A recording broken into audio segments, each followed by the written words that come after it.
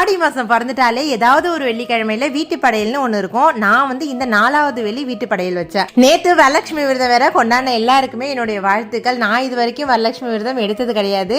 எப்போதும் வீட்டுல வெள்ளிக்கிழமையில ஆடியில இந்த மாதிரிதான் படைப்போம். வீட்டு படையலுங்கிறதுனால எங்க சைடுல எல்லாம் வந்து 6 மணிக்கு மேலதான் இந்த படையல் ஸ்டார்ட் ஆகும். மாவில தோரணும், வேப்பல தோரணும் இதெல்லாம் நிலையில கட்டிட்டு சக்கரை பொங்கல் மாவிளக்கு எல்லாமே படைக்க ரெடி பண்ணி வச்சுட்டேன். ஒரு தாம்பலத்துல புடவை, பிளவுஸ் பீட்டு, மஞ்சள் குங்குமம், வளையல் இதெல்லாம் எடுத்து வச்சுட்டு 2 பக்கமே குத்து விளக்கு 5 பக்கம் விளக்கா ஏற்றி வச்சுட்டு ஒரு கலசத்துல தண்ணி ஊற்றி மஞ்சள், பூவு, வேப்பலை கொத்து இதெல்லாம் வச்சு கீழே அரிசி போட்டு வச்சிடணும். அவ்வளவுதான் படையல் ரெடி. வீடு ஃபுல்லா ஒரு இடம் விடாம நல்லா கமகமன்னு சாம்பிராணியை போட்டு விட்டுட்டு படைச்சிட வேண்டியதான். எனக்கு தெரிஞ்சதுல இருந்து கல்யாணம் ஆனதுல இருந்து இப்படிதான் நான் படைச்சிக்கிட்டு இருக்கேன். அது நல்லதோ கட்டதோ மனசார செஞ்சா தெய்வம் கண்டிப்பா ஏத்துக்கும். இரவு உணவு இட்லியும் சாம்பார் தான். நான் கட்டியிருக்க இந்த சில்க் சாரி பிவிஎஸ் கலெக்ஷனுங்கிற இன்ஸ்டாகிராம் பேஜ்ல இருந்து அனுப்பியிருந்தாங்க.